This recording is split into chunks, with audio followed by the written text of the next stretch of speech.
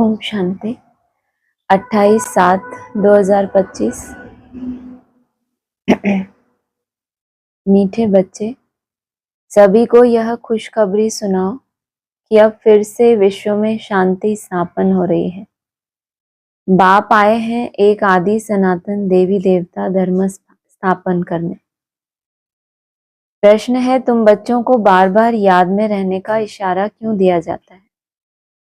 उत्तर, क्योंकि ever healthy और सदा पावन बनने के लिए है ही याद। इसीलिए जब भी टाइम मिले याद में रहो।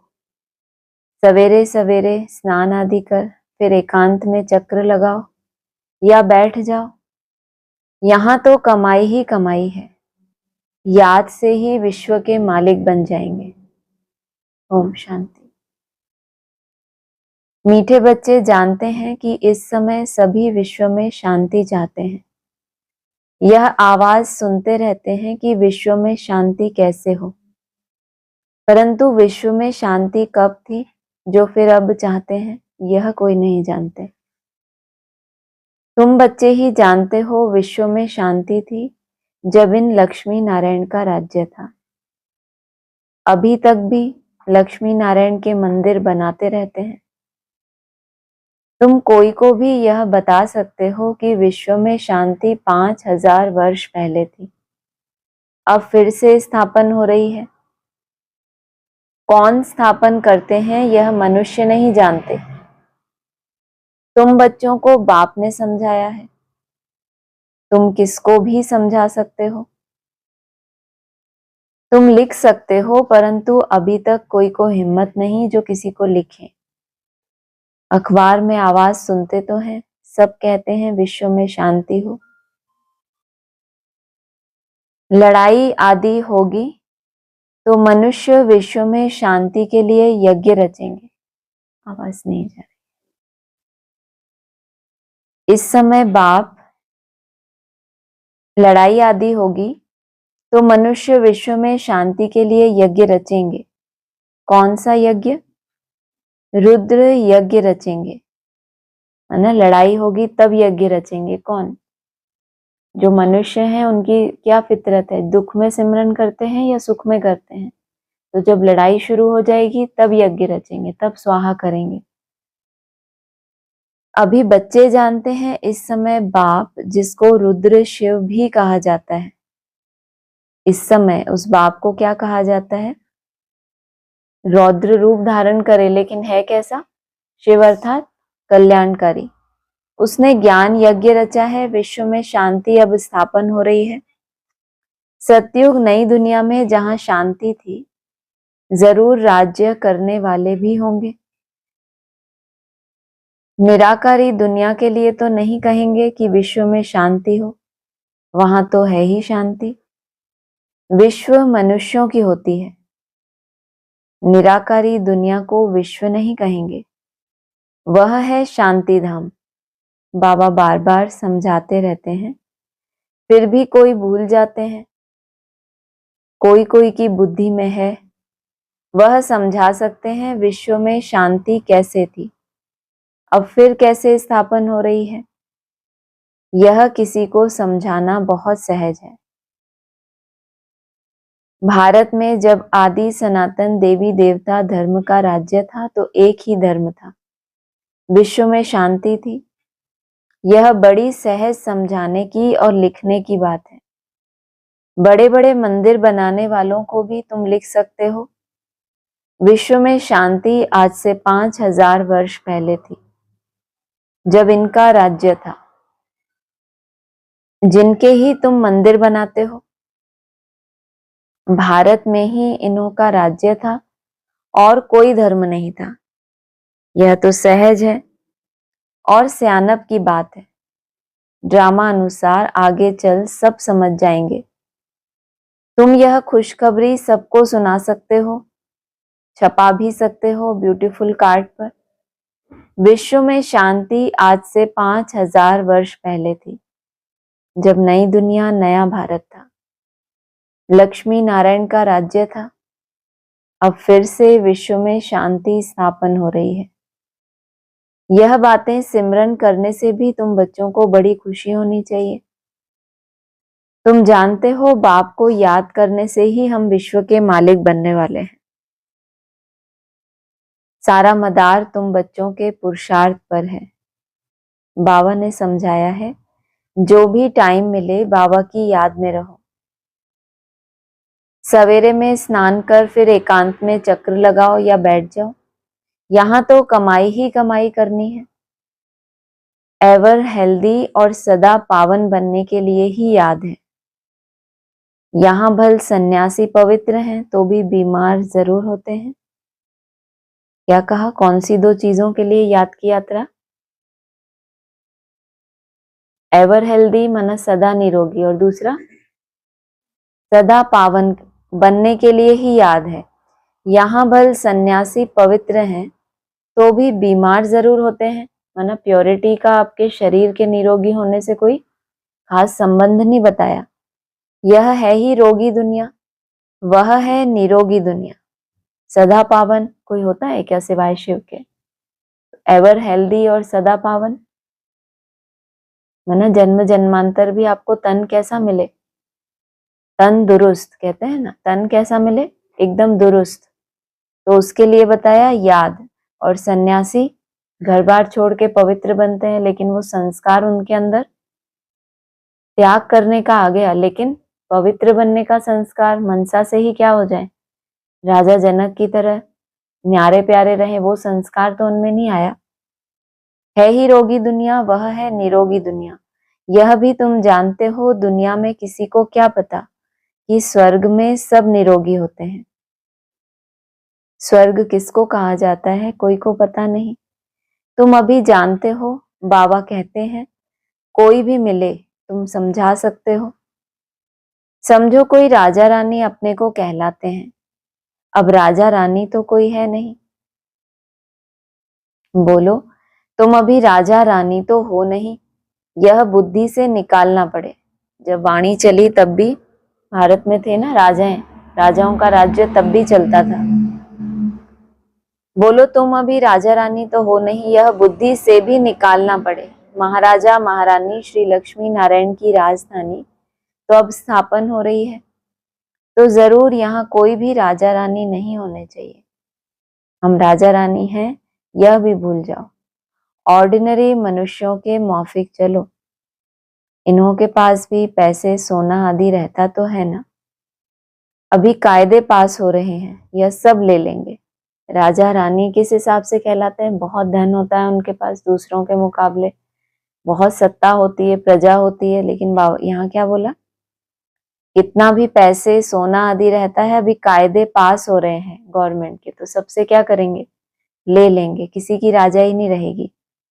फिर कॉमन मनुष्यों के माफिक हो जाएंगे। यह भी युक्तियां रच रहे हैं। गायन भी है ना, किसकी दबी रहे धूल में, किसकी राजा खाए। अब राजा कोई की खाते नहीं है, राजाएं तो हैं ही नहीं, प्रजा ही प्रजा का खा रही है। आजकल का राज्य बड़ा वंडरफुल है। जब बिल्कुल राजाओं का नाम निकल जाता है तो फिर राजधानी स्थापन होती है। बंटवारा हुआ तो क्या हुआ? भारत पाकिस्तान का जब बंटवारा हो गया तो जो पहले तो क्या होता था, राजाएं होते थे, छोटे छोटे प्रिंस स्टेट्स में होते थे अपने अपने। फिर बाद में क्या किया अंग्रेजों ने? सबकी राजाई को मर्ज कर दिया। जब बिल्कुल राजाओं का नाम निकल जाता है तो फिर राजधानी स्थापन होती है।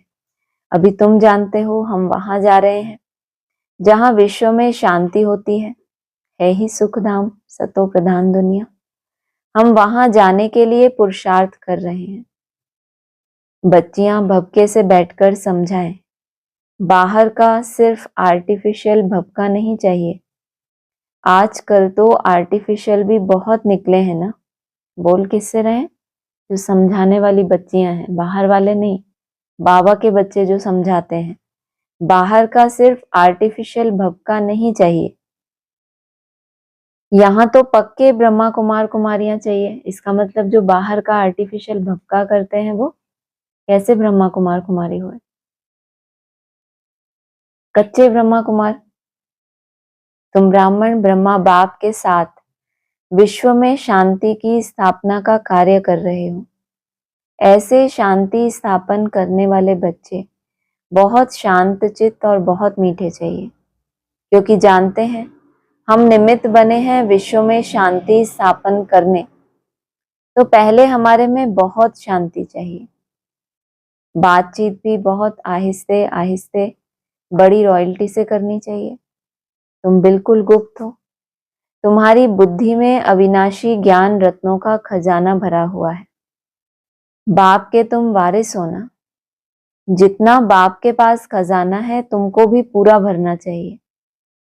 सारी मिल्कियत आपकी है, परंतु वह हिम्मत नहीं है तो ले नहीं सकते। लेने वाले ही ऊंच पद पाएंगे। लेने की भी कंडीशन क्या बताई है? हाँ, शेरनी का दूध है तो कैसा पात्र चाहिए? सोने का है। तो सारी मिल्कियत किसके लिए? बच्चों के लिए। लेकिन लेने के लिए भी क्या चाहिए? हिम्मत चाहिए। कोई को समझाने का बड़ा शौक चाहिए। हमको भारत को फिर से स्वर्ग बनाना है। धंधा आदि करते साथ में यह भी सर्विस करनी है, इसीलिए बाबा जल्दी जल्दी करते हैं। फिर भी होता तो ड्रामा अनुसार ही है। हर एक अपने टाइम पर चल रहा है। बच्चों को भी पुरुषार्थ करा रहे हैं। बच्चों को निश्चय है अभी बाकी थोड़ा समय है। यह हमारा अंतिम जन्म है, फिर हम स्वर्ग में होंगे। यह दुखधाम है, फिर सुखधाम हो जाएगा। बनने में टाइम तो लगता है ना। यह विनाश छोटा थोड़े ही है। बनने में भी क्या लगता है? क्या बताया? यह दुखधाम है, फिर सुखधाम हो जाएगा। तो चुटकी बजाते से बनने में भी टाइम लगता है। और पीछे क्या बताया? विनाश भी कोई छोटा थोड़े ही है। जैसे यह नया घर बनता है तो फिर नए घर की ही याद आती है। वह है हद की बात। उसमें कोई संबंध आदि थोड़े ही बदल जाते हैं। क्या मतलब? लौकिक में पुराने घर से नए घर में जब ट्रांसफर होते हैं तो संबंध तो वही रहते हैं या बदल जाते हैं?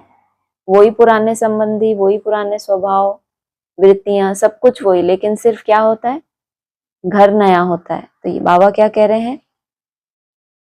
उसमें कोई संबंध आदि थोड़े ही बदल जाते हैं। इसका मतलब यहाँ क्या कायदा है?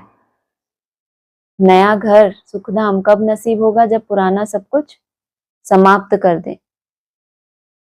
यह तो पुरानी दुनिया ही बदलनी है। मन बुद्धि में जो भी दुनिया है तो वो पुरानापन सारा ही क्या होना है? बदल जाना है। तब मिलेगा क्या? नया घर। फिर जो अच्छी रीति पढ़ेंगे वह राजाई कुल में आएंगे, नहीं तो प्रजा में चले जाएंगे। बच्चों को बड़ी खुशी होनी चाहिए। बाबा ने समझाया है 50-60 जन्म तुम सुख पाते हो। 3-4 बार रिपीट कर दिया। ये नया मंथन निकला होगा उस समय, तो इसीलिए रिपीट कर रहे हैं बार बार। 50-60 जन्म तुम सुख पाते हो। द्वापर में भी तुम्हारे पास बहुत धन रहता है। दुख तो बाद में होता है। राजाएं जब आपस में लड़ते हैं, फूट पड़ती है, तब दुख शुरू होता है। पहले तो अनाज आदि भी बहुत सस्ते होते हैं। फैमन आदि भी बाद में पड़ती है। तुम्हारे पास बहुत धन रहता है। सतो प्रधान से तमो प्रधान में धीरे धीरे आते हो। तो तुम बच्चों को अंदर में बहुत खुशी रहनी चाहिए। खुद को ही खुशी नहीं होगी, शांति नहीं होगी, तो वह विश्व में शांति क्या स्थापन करेंगे? कितना भी प्रयास करें, ऊपर कितनी विधियां बनाएं, अखबारों में डालें, ये करें, लेकिन अगर खुद के अंदर ही क्या नहीं है, शांति नहीं है, तो वो विश्व में क्या शांति स्थापन करेंगे? उलाहना दिया बाप ने। बहुतों की बुद्धि में अशांति रहती है। बाप आते ही हैं शांति का वरदान देने। कहते हैं मुझे याद करो। तो तमो प्रधान बनने के कारण जो आत्मा अशांत हो पड़ी है, वह याद से सतो प्रधान शांत बन जाएगी। सतो प्रधान बन रही है, उसकी निशानी क्या है? क्या होती जाएगी आत्मा? शांत होती जाएगी। परंतु बच्चों से याद की मेहनत पहुंचती नहीं है। बाबा तो आते हैं शांति का वरदान देने के लिए, लेकिन क्या बताया ऊपर? लेने के लिए भी क्या चाहिए? हिम्मत, क्योंकि उसमें पुरुषार्थ करना पड़े ना। बच्चों से याद की मेहनत पहुंचती ही नहीं है। याद में ना रहने के कारण ही फिर माया के तूफान आते हैं। याद में रहकर पूरा पावन नहीं बनेंगे तो सजा खानी पड़ेगी, पद भी भ्रष्ट होगा। ऐसे नहीं समझना चाहिए, स्वर्ग में तो जाएंगे ना। अरे, मार खाकर पाई पैसे का सुख पाना, यह कोई अच्छा है क्या? मनुष्य ऊंच पद पाने के लिए कितना पुरुषार्थ करते हैं। ऐसे नहीं कि जो मिला सो अच्छा है, ऐसा कोई नहीं होगा जो पुरुषार्थ नहीं करेगा। भीख मांगने वाले फकीर लोग भी अपने पास पैसे इकट्ठे करते हैं। क्यों उदाहरण दिया? मांग रहे हैं दूसरों से भीख, और फिर भी वृत्ति कैसी है? भविष्य के लिए क्या करते हैं? अपनी कमाई जमा करते रहते हैं। पैसे के तो सभी भूखे होते हैं, पैसे से हर बात का सुख होता है। तुम बच्चे जानते हो, हम बाबा से अथाह धन लेते हैं। पुरुषार्थ कम करेंगे तो धन भी कम मिलेगा। बाप धन देते हैं ना, जब दे ही रहे हैं और सबको दे रहे हैं एक जैसा, तो किसी को कम मिलेगा, किसी को ज्यादा। किस आधार से? पुरुषार्थ के आधार से। माना तुम्हारी बुद्धि में आएगा ही नहीं वो पॉइंट। बाप तो दे रहे हैं, कितना भी गहरा पॉइंट हो। बाप धन देते हैं ना, कहते भी हैं धन है तो अमेरिका आदि का चक्र लगाओ। तुम जितना बाप को याद करेंगे और सर्विस करेंगे, उतना सुख पाएंगे। बाप हर बात में पुरुषार्थ कराते हैं, ऊंच बनाते हैं। समझते हैं बच्चे नाम वाला करेंगे हमारे कुल का। तुम बच्चों को भी ईश्वरीय कुल का, बाप का नाम वाला करना है। यह सत्य बाप, सत्य टीचर, सत्य गुरु ठहरा। ऊंचते ऊंच बाप, ऊंचते ऊंच सच्चा सतगुरु भी ठहरा। यह भी समझाया है कि गुरु एक ही होता है, दूसरा ना कोई। सर्व का सद्गति दाता एक। यह भी तुम जानते हो। अभी तुम पारस बुद्धि बन रहे हो। पारसपुरी के पारसनाथ राजा रानी बनते हो। कितनी सहज बात है। भारत गोल्डन एज्ड था, विश्व में शांति कैसे थी, यह तुम इस लक्ष्मी नारायण के चित्र पर समझा सकते हो। हेवन में शांति थी, अभी है हेल, इनमें अशांति है। हेवन में यह लक्ष्मी नारायण रहते हैं ना। श्री कृष्ण को लॉर्ड कृष्ण भी कहते हैं, श्री कृष्ण भगवान भी कहते हैं। अब लॉर्ड तो बहुत है, जिनके पास लैंड जास्ती होती है उनको भी क्या कह देते हैं? Land Lord. माना जमीन ज्यादा है तो वो भी जमींदार कहलाते हैं। श्री कृष्ण तो विश्व का प्रिंस था, जिस विश्व में शांति थी, यह भी किसको पता नहीं। राधे कृष्ण ही लक्ष्मी नारायण बनते हैं। तुम्हारे लिए लोग कितनी बातें बनाते हैं, हंगामा मचाते हैं, कहते हैं यह तो भाई बहन बनाते हैं। समझाया जाता है प्रजापिता ब्रह्मा के मुख वंशावली ब्राह्मण, जिसके लिए ही गाते हैं ब्राह्मण देवी देवताय नमः। ब्राह्मण भी उन्हों को नमस्ते करते हैं, क्योंकि वह सच्चे भाई बहन हैं। कौन नमस्ते करते हैं? ब्राह्मण किसको? किसको? देवी देवताओं को नमन करते हैं। ब्राह्मण भी उन्हों को नमस्ते करते हैं, क्योंकि वह सच्चे भाई बहन हैं, पवित्र रहते हैं। तो पवित्र की क्यों नहीं इज्जत करेंगे? कन्या पवित्र है तो उनके भी पांव पड़ते हैं। बाहर का विजिटर आएगा, वह भी कन्या को नमन करेगा। इस समय कन्या का इतना मान क्यों हुआ है? क्योंकि तुम ब्रह्मा कुमार कुमारियां हो ना, मेजॉरिटी तुम कन्याओं की है। शिव शक्ति पांडव सेना गाई हुई है, इनमें मेल भी है, मेजॉरिटी माताओं की है, इसीलिए गाया जाता है। तो जो अच्छी रीति पढ़ते हैं वह ऊंच बनते हैं। अभी तुम सारे वर्ल्ड की हिस्ट्री ज्योग्राफी जान गए हो। चक्र पर भी समझाना बहुत सहज है। भारत पारसपुरी था, अभी है पत्थरपुरी। तो सभी पत्थर नाथ ठहरे ना। तुम बच्चे इस 84 के चक्र को भी जानते हो। अभी जाना है घर, तो बाप को भी याद करना है जिससे पाप कटते हैं। परंतु बच्चों से याद की मेहनत पहुंचती नहीं है क्योंकि अलबेलापन है। याद करते हैं, ऐसा कोई ब्राह्मण होगा जो भगवान को याद नहीं करता होगा? याद तो करते हैं लेकिन याद की मेहनत पहुंचती नहीं है, मतलब कहाँ नहीं पहुंचती? वहां ऊपर बैठ जाओ भले। याद की मेहनत पहुंचती नहीं है लेकिन अपना टारगेट जो रखा है वहां तक याद आपकी नहीं पहुंची तो क्या कहेंगे? अलबेलापन है ना उसमें। सवेरे उठते नहीं है, अगर उठते हैं तो मजा नहीं आता, नींद आने लगती है तो फिर सो जाते हैं। कम से कम उनसे तो अच्छे हैं।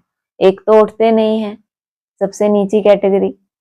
फिर दूसरे हैं कौन से, जो उठते हैं लेकिन उनको क्या होता है, मजा नहीं आता। इनको वहां भी मजा चाहिए, भगवान की याद में भी। अभी पुरुषार्थ शुरू किया नहीं है लेकिन पहले ही क्या चाहिए, मजा चाहिए।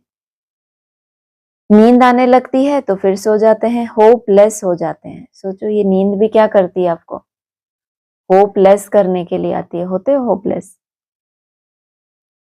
तो कहा, बाबा कहते हैं बच्चे यह युद्ध का मैदान है ना, इसमें होपलेस नहीं होना चाहिए।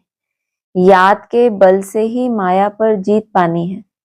जीत भी कैसे पा रहे हो, होपलेस भी क्यों नहीं हो रहे? क्या कारण बताया? कुछ ना कुछ याद क्या हुई है आपकी, याद ने शक्ति स्वरूप धारण किया है। नहीं तो ब्राह्मणों का क्या बताया, होपलेस हो जाते हैं सिर्फ नींद की माया से। वो तो बहुत फिर भी बेसिक माया है। बेसिक है या बहुत बड़ी माया हो गई आपके लिए? क्या है, बहुत बड़ी है। ये तो बहुत छोटी सी माया है जिसको आप चलते फिरते थोड़ा टेंशन रख के दूर कर लेते हो। ये युद्ध का मैदान है ना, इसमें होपलेस नहीं होना चाहिए। याद के बल से ही माया पर जीत पानी है, इसमें मेहनत करनी चाहिए। बहुत अच्छे अच्छे बच्चे जो यथार्थ रीति याद नहीं करते, माना याद करते हैं तभी तो अच्छे अच्छे बच्चे हैं। ऐसे याद ही ना करें तो अच्छे बच्चे भी कैसे कहलाएं? बुरे बच्चे तो वो हुए जो उठते ही नहीं है, जिनके लिए बताया। अब ये करते हैं लेकिन बाबा जो रीति चाहते हैं यथार्थ वैसा नहीं करते। चार्ट रखने से घाटे फायदे का पता पड़ जाता है। कहते हैं चार्ट ने तो मेरी अवस्था में कमाल कर दी। ऐसे बिरला कोई चार्ट रखता है। इसको कहते हैं स्व उन्नति का प्रैक्टिकल प्लान। जिनको ये अनुभव हो कि चार्ट ने तो क्या कर दिया, एक नेमीनाथ की तरह चार्ट रखना, रोज राउंड फिगर में घूम घूम के वहीं पे आ जाना, इसको नहीं कहेंगे आपने ऊपर जाने का या वापस आने का कुछ इसमें साक्षात्कार किया। ऐसे बिरला कोई चार्ट रखता है, यह भी बड़ी मेहनत है। बहुत सेंटर्स में झूठे भी जाकर बैठते हैं, विकर्म करते रहते हैं। बाप के डायरेक्शन पर अमल ना करने से बहुत नुकसान कर देते हैं। बच्चों को पता थोड़े ही पड़ता है निराकार कहते हैं या साकार, इसीलिए क्या करते हैं, डायरेक्शन का उल्लंघन करते हैं। बच्चों को बार बार समझाया जाता है हमेशा समझो। शिव बाबा डायरेक्शन देते हैं तो तुम्हारी बुद्धि वहां लगी रहेगी।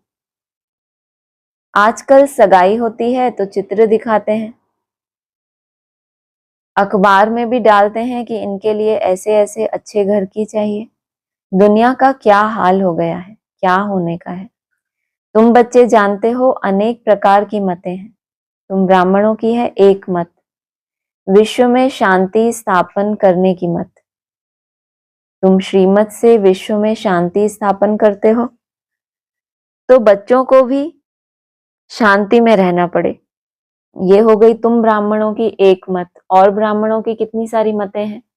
यहाँ ढिंडोरा पीटें, ऐसे सेवा करें, ये सेमिनार, वो मेला, नशा मुक्ति अभियान, क्या कुछ करते रहते हैं। बाबा कह रहे हैं तुम ब्राह्मणों की क्या है, एक ही मत है, विश्व में शांति स्थापन करना। तो उसके लिए क्या करना पड़े, बच्चों को भी शांति में रहना पड़े। जो करेगा सो पाएगा, नहीं तो बहुत घाटा है। क्या करना पड़े, क्या करने से फायदा, शांति में रहना पड़े। जो करेगा सो पाएगा, नहीं तो बहुत घाटा है, जन्म जन्मांतर का घाटा है। दूसरों को संदेश नहीं देने से जन्म जन्मांतर का घाटा हो जाएगा। क्या नहीं करने से बताया घाटा, शांति में रहना पड़े। अगर जो करेगा पाएगा, नहीं करते तो जन्म जन्मांतर का घाटा है। बच्चों को कहते हैं अपना घाटा और फायदा देखो। चार्ट देखो, हमने किसको दुख तो नहीं दिया। बाप कहते हैं तुम्हारा यह समय एक एक सेकंड मोस्ट वैल्यूबल है। मोचड़ा खाकर मानी टुक्कड़ खाना वह क्या बड़ी बात है। तुम तो बहुत धनवान बनना चाहते हो ना। पहले पहले जो पूज्य हैं उनको ही पुजारी बनना है।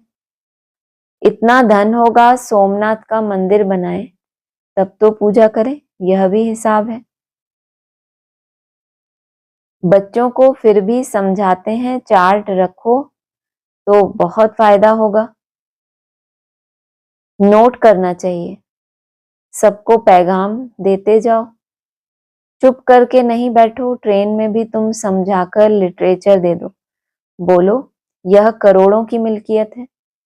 लक्ष्मी नारायण का भारत में जब राज्य था तो विश्व में शांति थी। अब बाप फिर से वह राजधानी स्थापन करने आए हैं। तुम बाप को याद करो तो विकर्म विनाश हो और विश्व में शांति हो। तो तुम्हारे याद करने से, तुम्हारे विक्रम विनाश होने से क्या हो जाएगा? विश्व में शांति हो। अच्छा, मीठे मीठे सिक्की लदे बच्चों प्रति माता पिता बाप दादा का याद प्यार गुड मॉर्निंग। रूहानी बाप की रूहानी बच्चों को नमस्ते। रूहानी बच्चों की रूहानी बाप दादा को नमस्ते। धारणा के लिए सार है, हम विश्व में शांति स्थापन करने के निमित्त ब्राह्मण हैं। हमें बहुत बहुत शांत चित्त रहना है। बातचीत बहुत आहिस्ते या रॉयल्टी से करनी है। अलबेलापन छोड़ याद की मेहनत करनी है। कभी भी होपलेस नहीं बनना। पेपर में घबराने के बजाय, वरदान है, पेपर में घबराने के बजाय फुल स्टॉप देकर फुल पास होने वाले सफलता मूर्त भाव। एक होता है स्टॉप और दूसरा होता है फुल स्टॉप। जैसे बाबा कहते हैं एक है सरेंडर और दूसरा है फुल सरेंडर। तो कहा पेपर में घबराने के बजाय फुल स्टॉप देकर फुल पास होने वाले सफलता मूर्त भाव। जब किसी भी प्रकार का पेपर आता है तो घबराओ नहीं, क्वेश्चन मार्क में नहीं आओ, यह क्या आया, इस सोचने में टाइम वेस्ट मत करो। क्वेश्चन मार्क खत्म और फुल स्टॉप, तब क्लास चेंज होगा। क्लास चेंज होगा तो हमें कैसे पता चलेगा? बैठे तो यहीं रहेंगे ना। क्लास चेंज होगा माना आपने उस माया को जीत लिया, अब आप उससे प्रभावित नहीं हो रहे, तो अगली क्लास में अगला पेपर आएगा या वही पेपर चलता रहे सालों साल। एक ही तरह के माया के रूप से आप बार बार फेल हो रहे हो तो कहेंगे क्लास चेंज हुआ। क्लास चेंज होता है तो पेपर भी कैसा आता है फिर? वही पेपर थोड़ी रिपीट होगा। इसका मतलब कुछ नया पेपर आया, कुछ बड़ा पेपर आया तो क्या खुशी होनी चाहिए कि हमारा क्लास चेंज हुआ है।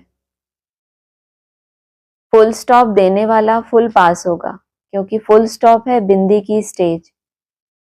देखते हुए ना देखो, सुनते हुए ना सुनो, बाप का सुनाया हुआ सुनो। बाप ने जो दिया है वह देखो तो फुल पास हो जाएंगे। और पास होने की निशानी है सदा चढ़ती कला का अनुभव करते हुए सफलता के सितारे बन जाएंगे। स्लोगन है स्व उन्नति करनी है तो क्वेश्चन, करेक्शन और कोटेशन का त्याग कर अपना कनेक्शन ठीक रखो। क्या क्या त्याग करें? क्वेश्चन माना प्रश्न, करेक्शन माना सुधार करते रहना, सिर्फ चेकिंग करना और उसको करेक्ट करना खुद को या दूसरों को। और तीसरा कोटेशन देना माना हवाला देते हैं ना, प्रमाण देते हैं। मुरली में ऐसा बोला है ना, अपनी बात को ढकने के लिए किसी चीज का रेफरेंस लेना या उसका हवाला लेना, प्रमाण देना कि ये, तो उसमें सिद्ध करने वाली बात हो जाती है। तो इन तीन का त्याग करके अपना कनेक्शन ठीक रखो। माना कनेक्शन आपका ठीक है तो करेक्शन करने की दरकार ही नहीं किसी को। वृत्ति से क्या बनेगा? वायुमंडल खुद भी बताया ना ऊपर, सदा चढ़ती कला का अनुभव। अगर ये फुल स्टॉप या बिंदी की स्टेज की प्रैक्टिस कर रहे हैं तो स्वोन्नति करनी है। क्वेश्चन, करेक्शन, कोटेशन का त्याग कर अपना कनेक्शन ठीक रखो। अव्यक्त इशारे हैं, अंत समय में अपनी सेफ्टी के लिए मनसा शक्ति ही साधन बनेगी। मनसा शक्ति द्वारा ही स्वयं की अंत सुहानी बनाने के निमित्त बन सकेंगे। अंत मते फिर सो ही गति होने वाली है, दूसरों के लिए नहीं बोला। वैसे तो हम सोचते हैं कि बाबा ही कहते हैं तुम्हें दूसरों को ये देना है अंत समय में। लेकिन पहले क्या, अंत समय जब आए, अपनी सेफ्टी, अंत समय में आत्मा कैसी हो जाती है, अंत में, अंत किसी भी चीज का अंत कैसा होता है, कोई चीज नई खरीदते हैं वो कैसी होती है, जब वो एकदम अंत में होती है तो कैसी होती है, कमजोर होती है ना, पावर तो नहीं होती। लेकिन हम लंबे समय, आत्मा तो एक क्या है, रिकॉर्ड है, उसने लंबे समय अपनी सतो प्रधान अवस्था, सतो सामान्य में जो अपने आप को क्या किया है, ताकत भरी है, वो उसकी कहाँ काम आएगी, अंत समय में। मनसा शक्ति ही साधन बनेगी, मनसा शक्ति द्वारा ही स्वयं की अंत सुहानी बनाने के निमित्त बन सकेंगे। उस समय मनसा शक्ति अर्थात श्रेष्ठ संकल्प शक्ति, एक के साथ लाइन क्लियर चाहिए, बेहद की सेवा के लिए, स्वयं की सेफ्टी के लिए मनसा शक्ति और निर्भयता की शक्ति जमा करो। मनसा की शक्ति बताई, श्रेष्ठ संकल्प की शक्ति, और दूसरी निर्भयता की शक्ति। लास्ट में निर्भय बनते हैं, बताया ना बाबा ने। तो ये दो शक्तियां लास्ट समय में खुद की सेफ्टी का साधन बनेगी। ओम शांति। हाँ जी बोलिए, किसी को बोलना है?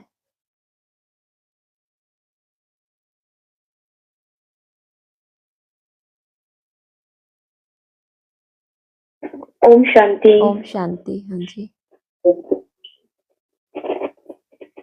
आवाज आ रही है? हाँ जी, हाँ जी।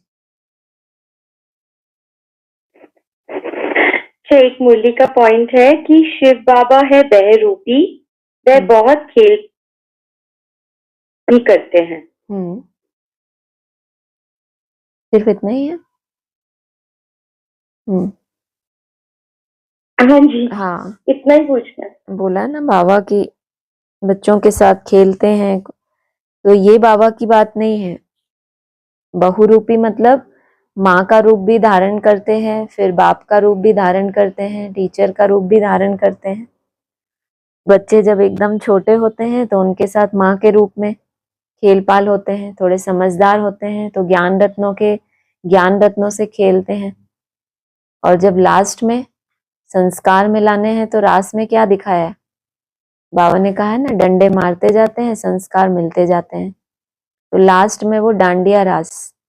तो जैसे जैसे बच्चे समझदार होते जाते हैं तो उनके साथ खेल पाल करते हैं, ये भी तो खेल पाल ही है।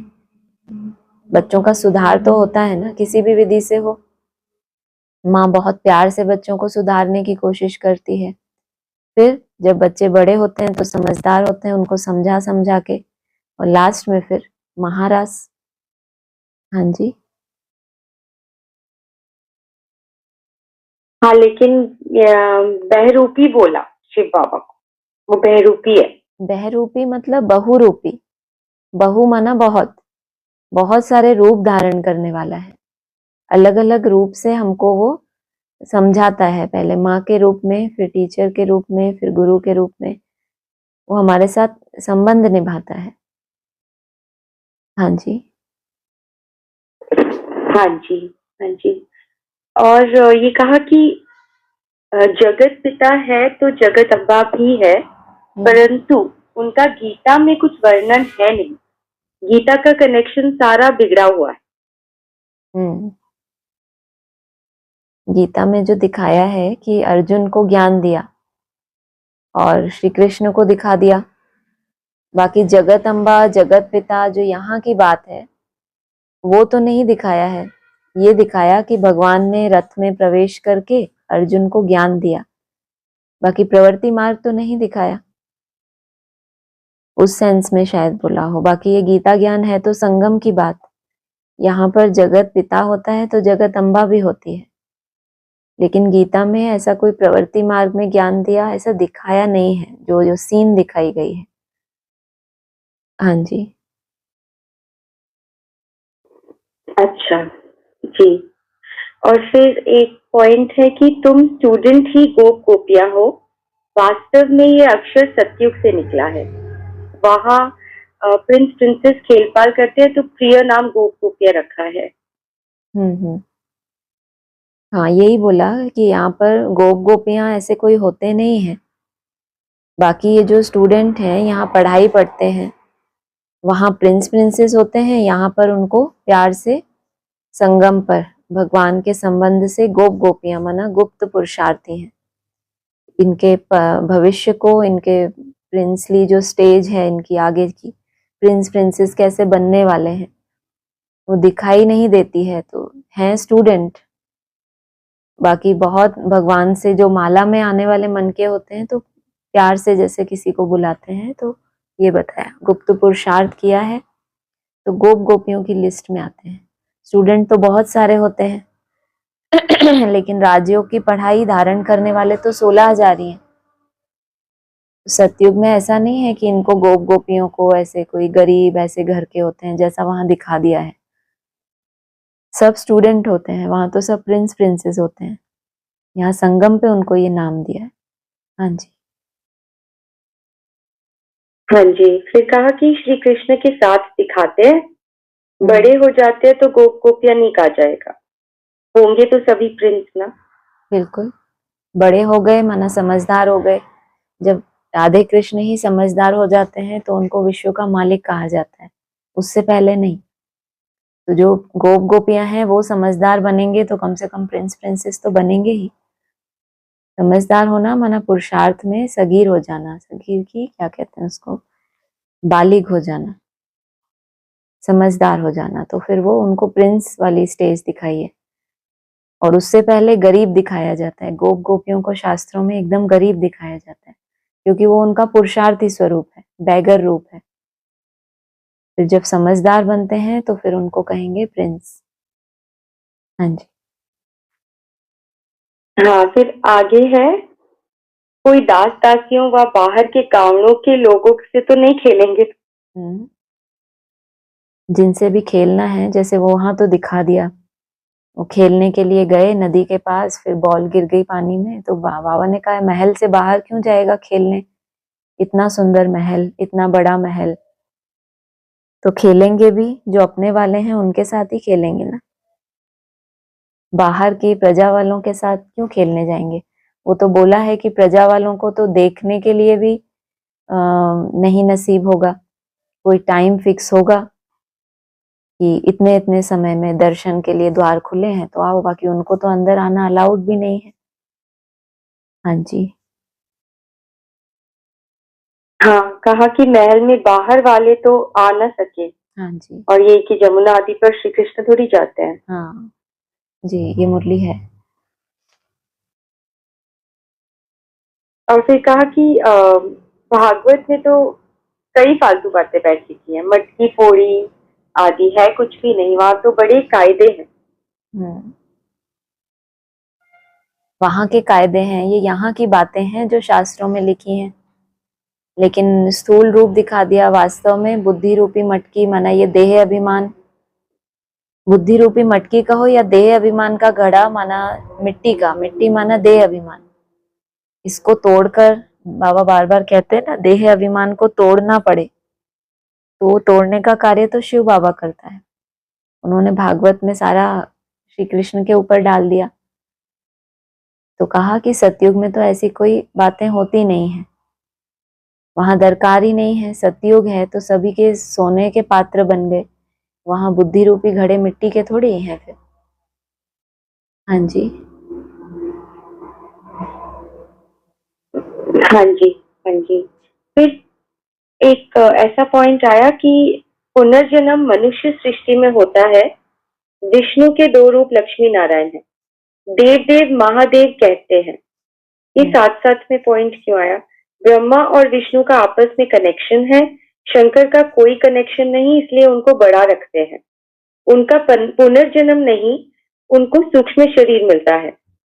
शिव बाबा को सूक्ष्म शरीर भी नहीं, इसलिए वह सबसे ऊंचे पे ऊंचे हैं, वह है बेहद का बाप।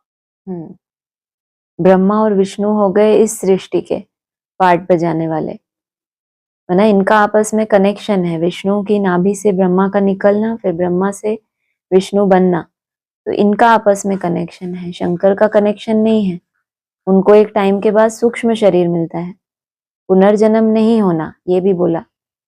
तो ये तो फिर साकार की ही बात हो गई।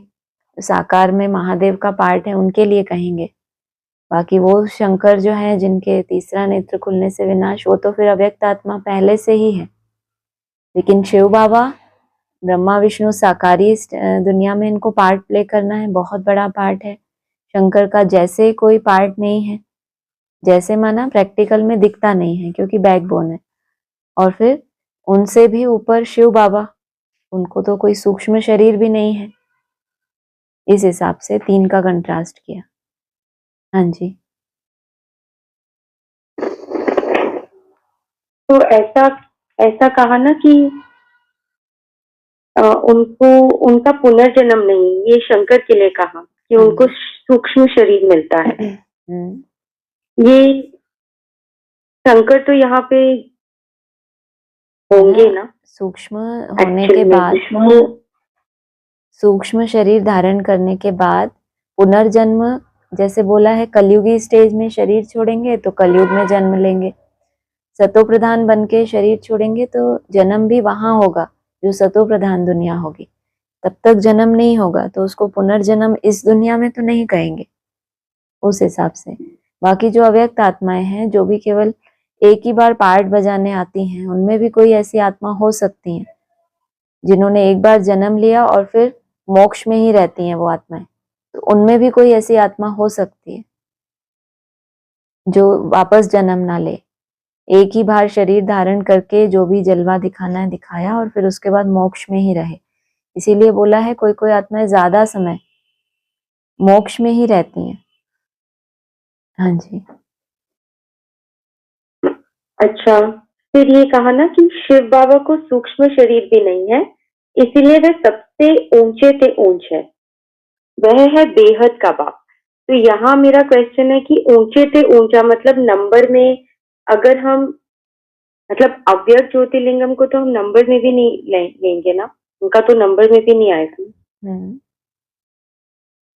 वरना जो सूक्ष्म, यहाँ फिर अगर नंबर की बात आएगी तो 3 में से 3 को नंबर देंगे। तो एक तो है नीचे साकारी स्टेज में ब्रह्मा, विष्णु को कहेंगे सूक्ष्म स्टेज में, और परम धाम की स्टेज में महादेव को दिखाया है तो उनको तो सूक्ष्म शरीर भी नहीं है। दोनों स्टेजेस, एक होती है साकारी स्टेज, फिर आकारी, फिर निराकारी। तो निराकारी स्टेज में सूक्ष्म शरीर नहीं होता। बाकी त्रिमूर्ति के चित्र में भी लिखा हुआ है शिव बाबा के लिए कि ना मेरा देवताओं सदृश शरीर है, ना ही मेरा ऐसा सूक्ष्म शरीर है, ना मनुष्यों जैसा है ना देवताओं जैसा है, लेकिन है, हूं मैं। तो उस सेंस में ऐसा समझेंगे। और अगर कंपैरिजन करेंगे तो फिर यहाँ के लिए स्टेज के हिसाब से। अच्छा, और एक बार जगदीश भाई के लिए कुछ पॉइंट आया था और फिर उनके लिए कहा है कि वो मुख्य एक्टर है। मुख्य एक्टर है, अर्जुन भी कहा उनको मुख्य एक्टर कहा, वैसे बोला है जगदीश ना भाई के लिए। अपनी ही दुनिया के लिए। वैसे बाबा ने बेहद के जगदीश के लिए बोला है, सारे जगत का जो ईश माना स्वामी है उसको बताया बाबा ने बेहद का, वो है मुख्य एक्टर। बाकी जो हद में होते हैं वो अपनी दुनिया में मुख्य हो सकते हैं, क्योंकि उनकी वंशावली तो उनको पहले भी मुख्य मानती थी। उन्होंने अव्यक्त हो गए तो भी उनको ही मुख्य मानेगी, तो वही संस्कार लेकर उन आत्माओं को जाना है कि ये मुख्य है इनकी। तो जिसकी महिमा लेके बुद्धि में शरीर छोड़ेंगे, जन्म जन्मांतर उन्हीं के अंडर में रहेंगे, उन्हीं को ही मुख्य मानेंगे। हाँ जी, उस हिसाब से। अच्छा अच्छा, फिर एक बहुत सुंदर पॉइंट है। बाप कहते हैं तुम मेरे द्वारा मुझे और मेरी रचना को जानने से सब कुछ जान जाते हो। बिल्कुल, मेरे द्वारा ही मुझे और मेरी रचना को जानने से, माना ये मेरा है, इसके द्वारा तुम मुझ जैसे कहते हैं मेरा मन, मन मना भव, अर्थात मेरे मन में समा जाओ। शिव बाबा तो अमन है, फिर भी उसके मन में, उसके मुरली के द्वारा जो भी उसमें श्रीमत है उसको पूरा पूरा धारण जिस मन ने पहले पहले किया वो शिव बाबा का मन। तो मेरे द्वारा ही तुम्हें मेरा भी परिचय मिलता है और रचना का भी। तो टीचर का जो पार्ट चला है उसमें 2017 के आसपास बाप का एक्यूरेट परिचय भी आया सामने, और रचना का परिचय तो बहुत पहले से देते आ रहे थे। कृष्ण बच्चा, उसको बताया फर्स्ट क्लास रचना, जगत अम्बा को बताया फर्स्ट रचना है लेकिन फर्स्ट क्लास नहीं है। तो रचना का परिचय भी मिला, और 2017-18 जो बोला था बाप प्रत्यक्ष होंगे तो वहां पर अव्यक्त ज्योतिर्लिंगम के बारे में बाप ने बोलना शुरू किया था, तो कहेंगे उनके ही द्वारा अव्यक्त ज्योतिर्लिंगम का और रचना का दोनों का ही ज्ञान हमने पाया। हाँ जी। अच्छा, फिर एक पॉइंट कि शिव बाबा को या श्री कृष्ण को प्रजापिता नहीं कहेंगे, यह तो कृष्ण पर कलंक लगाए हैं कि 16,108 रानियां थी। ये तो प्रजापिता ब्रह्मा ने इतने बच्चे और बच्चियां पैदा किए हैं। प्रजापिता का नाम ही यहाँ का है, जब प्रजा तैयार करे। श्री कृष्ण की तो राजधानी है सारी, सब बताया ना, सब स्टूडेंट हैं आपस में खेल पाल करने वाले। बाकी पिता बनना, प्रजापिता, वो यहाँ की बात है जब संगम युग है। जो भी गोपियों को भगाया, माखन चुराया, ये सब यहाँ की दरकार थी कि उन आत्माओं को आकर्षण करना था, तो शिव बाबा ने रोल प्ले किया है वो। बाकी श्री कृष्ण को या शिव बाबा को प्रजापिता नहीं कहेंगे। प्रजापिता एक नीचे की स्टेज है। जब सारी प्रजा का, पहले ब्रह्मा का नाम जब जिम्मेदारी मिली ब्रह्मा बाबा को, बाद में एडिशन कराया है कि ये प्रजापिता ब्रह्मा है। जैसे प्रिंसिपल चला जाता है तो उसका टाइटल मिलता है, ऐसे ही जो जिम्मेदारी संभालते हैं, जो यज्ञ स्थापन होता है, जो परिवार बनता है ब्राह्मणों का, वहां प्रजापिता होता है। राजधानी में प्रजापिता नहीं कहेंगे। हाँ जी, और शिव बाबा तो है ही नहीं प्रजापिता। प्रजापिता तो मुझे यहाँ चाहिए, जो साकारी स्टेज में तब जब तक हैं तब तक उनको कहेंगे ये प्रजा का पिता है। हाँ जी। अच्छा, हाँ जी। और आज का स्लोगन बहुत अच्छा था, स्व उन्नति करनी है तो क्वेश्चन, करेक्शन और कोटेशन का त्याग कर अपना कनेक्शन ठीक रखो। हाँ जी। इसमें जो करेक्शन वाला है वो किसके लिए कहेंगे? आपने समझाया था, but if you can repeat. हाँ जी, करेक्शन जो होता है ना कि श्रीमत के आधार से हम चीजों को करेक्ट करते होते हैं। दूसरों के लिए ज्यादा, जो बाबा कहते हैं आंख तेज है दूर की, तो करेक्ट करना दूसरों को। तो जब खुद का कनेक्शन ठीक होता है तो करेक्शन करने की जरूरत नहीं पड़ती। बाबा कहते हैं तुम्हारी कारोबार सारी ही वाइब्रेशन से चलेगी। तो वो स्टेज में जाना, अपना कनेक्शन ठीक है तो आपको खुद के लिए भी कहेंगे कि जब बाबा ने कहा है ना कि जो आत्मिक स्वरूप में टिक जाता है उसको ये सोचने की भी दरकार नहीं कि ये मुरली की श्रीमत है कि नहीं। उसके द्वारा जो भी कर्म होगा वो श्रीमत अनुकूल ही होगा, क्योंकि कनेक्शन के प्रति पूरा अटेंशन है, उसको नहीं टूटने दिया। हाँ जी, इस हिसाब से। हाँ जी। और फिर जो ये वाला आया ना कि स्वयं की सेफ्टी के लिए मनसा शक्ति और निर्भयता की शक्ति जमा करो। निर्भयता की शक्ति, क्योंकि आगे चल के माया के रूप भी तो सूक्ष्म होते जाएंगे ना, जितना जितना मनसा शक्ति इकट्ठी होती जा रही है। और आगे जो वायुमंडल होगा दुनिया का, बाबा ने कहा है विनाश देखना कोई मासी का घर नहीं है, हार्ट फेल हो जाता है। जो कमजोर दिल वाले होते हैं वो नहीं देख सकते ऐसी स्थितियां, परिस्थितियां। तो जो भी ऐसी सीन है, जो भी ऐसी दृश्य आपको लगता है कि ये तो नहीं देखा जा सकता, तो उसको भी देखने के लिए निर्भयता चाहिए। एक तो बहुत उसमें हिम्मत चाहिए कि उस परिस्थिति को देख सकें, फिर स्टॉप लगाना, पहले तो देखें उसको, डरे ना, और फिर मनसा में फुल स्टॉप लगाएंगे तब फुल पास होंगे, ये भी कंडीशन लगा दी। और निर्भय हम होते हैं कहीं ना कहीं, कुछ जब हमारा होता है तभी तो उसको खोने का डर होता है। जब तक अपना कुछ भी है हमारे पास तब तक ही भय होता है कि ये चला ना जाए। तो जब पुरुषार्थी होते हैं, बहुत आगे की मंजिल पे जाते हैं, तब भी सूक्ष्म रूप में कोई ना कोई भय का रूप रहता होगा। तो जितना जितना आगे बढ़ेंगे तो अपने भय को भी देख पाएंगे कि क्या भय है मेरे अंदर। तो कोई भी ऐसी चीज, जैसे लौकिक में कोई संबंधी बहुत प्यारा होता है तो भय लगता है ये हमसे दूर ना चला जाए। अब यहाँ दूसरों की तो बात नहीं है, तो स्वयं के पुरुषार्थ में आगे बढ़ रहे हैं, तो वहां भी कई तरह के भय होते हैं। हाँ जी।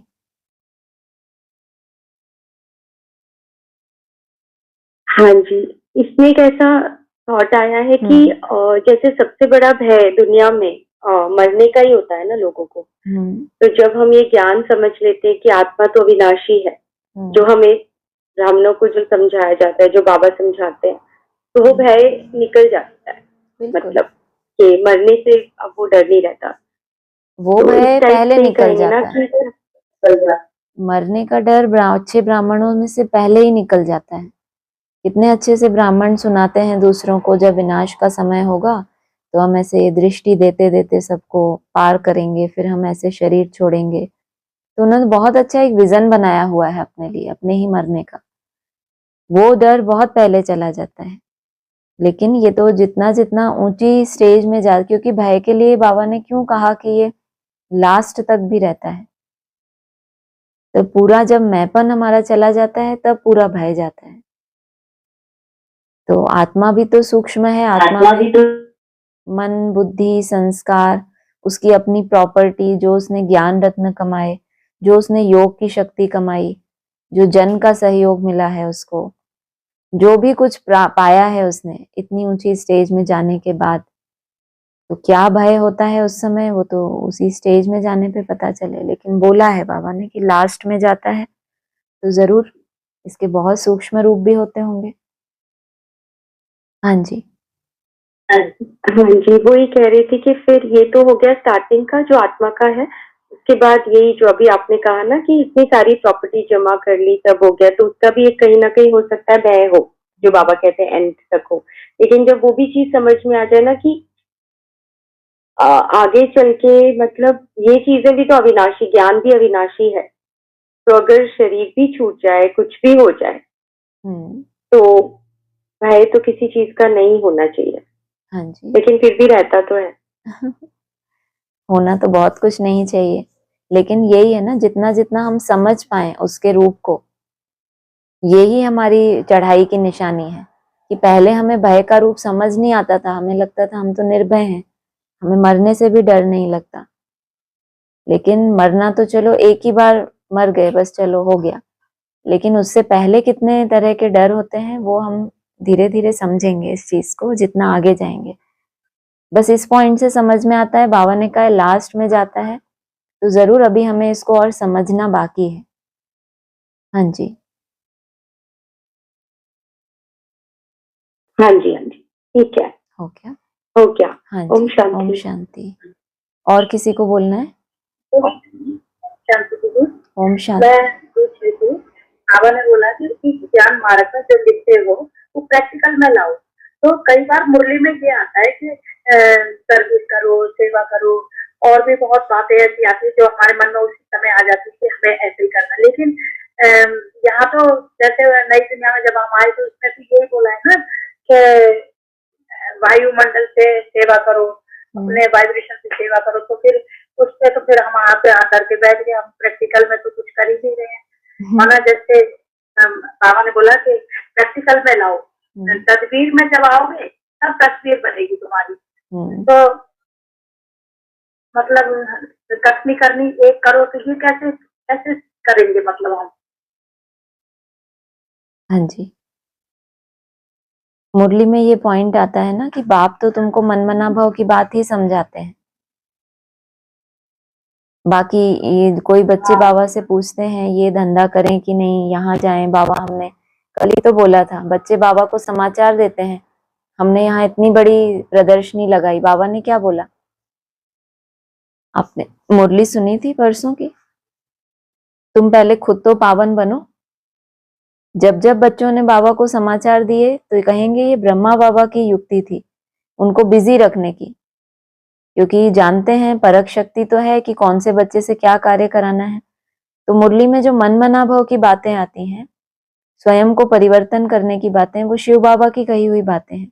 बाकी इस जगह पे जाके वहां पे जाओ, अच्छे अच्छे स्थानों पे ये लगाओ वो लगाओ, एक तरफ मुरली में आता जा रहा है तुम अगर शांति में के निमित्त हो, तुम्हारे अंदर ही शांति नहीं होगी तो तुम दूसरों को क्या संदेश देंगे? ये भी तो आज की मुरली में आया ना। तो दोनों तरह की बातें हैं मुरली में। जो बच्चे जिस कैटेगरी के हैं, जिनको स्वयं शांति के निमित्त बनना है, तो उनको तो पहले ये पॉइंट है, पवित्र बनो, जौहर भरो, फिर दूसरों को संदेश दो। संदेश सिर्फ ऐसे ही बिना स्टेज बनाए संदेश देना तो बहुत हो गया, तो भी तो विश्व लेवल पे अभी आवाज नहीं फैली है ना। तो इसीलिए बाबा ने कहा जो ऐसे बड़ी बड़ी सेवाओं की आज भी बोला आर्टिफिशियल भक्का नहीं करना, माना जो आप बने हो उतना ही दिखाए ना दूसरों को कि ये पॉइंट हम ऐसे ऐसे धारण करते हैं। फिर चार्ट के लिए आया आज मुरली में, चार्ट से अपनी उन्नति को देखना, अपनी उन्नति को देखना, फिर वो अनुभव शेयर करना, आर्टिफिशियल भक्का नहीं। बाबा ने ये कहा है, बाबा ने ये कहा है, तो सबको पता है, सब नहीं सुनते क्या बाबा की मुरली? सबको पता है कि बाबा ने क्या कहा है, आप क्या कर रहे हो और उसमें आपको क्या प्रोग्रेस महसूस हो रही है, ये जानना चाहते हैं। ये है नई दुनिया की सेवा, और उसके लिए निमित्त हमें बाबा ही बनाते हैं। हमें कहीं यहाँ वहां ढूंढना नहीं पड़ता कि हम किसको समझाएं। ऑटोमेटिक वही आत्माएं कनेक्शन में आएंगी जिनको उस यात्रा को कंटिन्यू करना है या उस पे आना है। हाँ जी,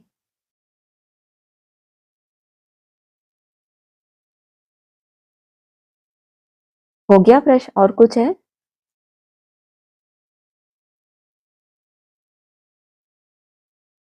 ओम शांति दीदी। ओम शांति। बोलना चाहिए ना।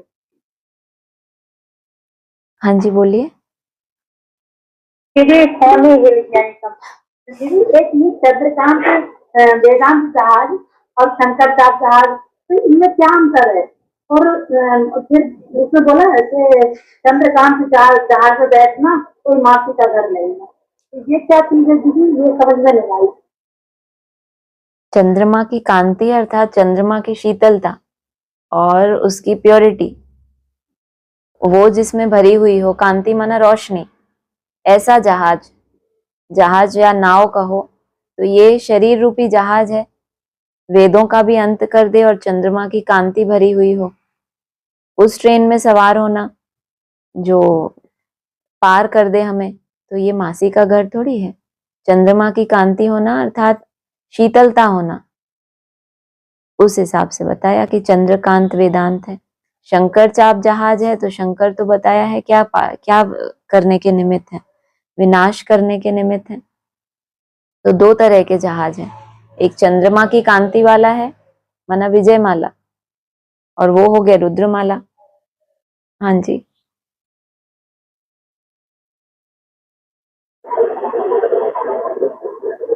दीदी थोड़ी आवाज ना दबती चली जाती है एकदम, तो मतलब आवाज एकदम मतलब क्लियर नहीं आ रही है।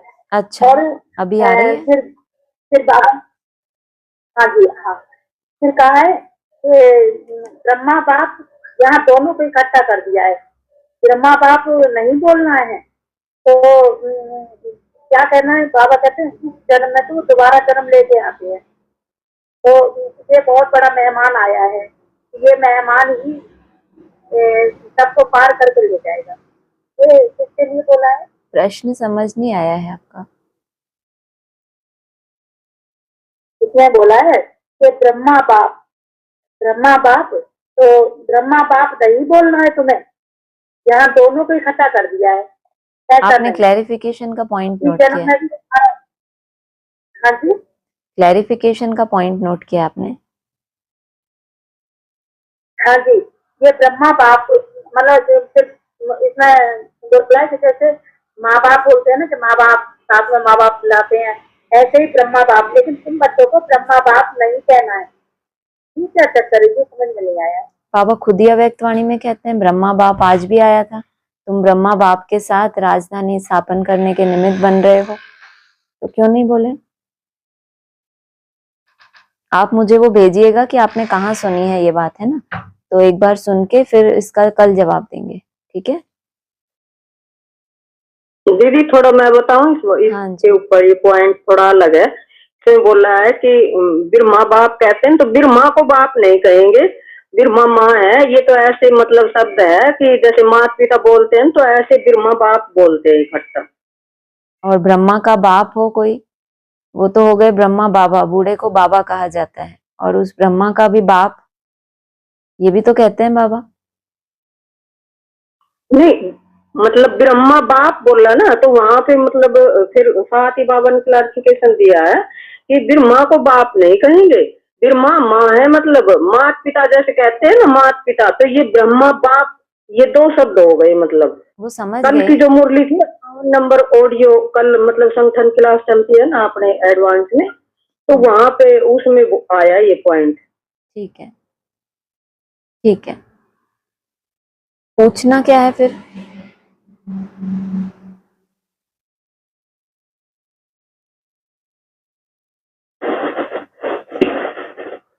ओम शांति दी। ओम शांति। हाँ जी। देख, कल की मुरली में आया था साधारण योग और ज्वालामुखी योग। हाँ जी। तो क्या है इसका अलग अलग?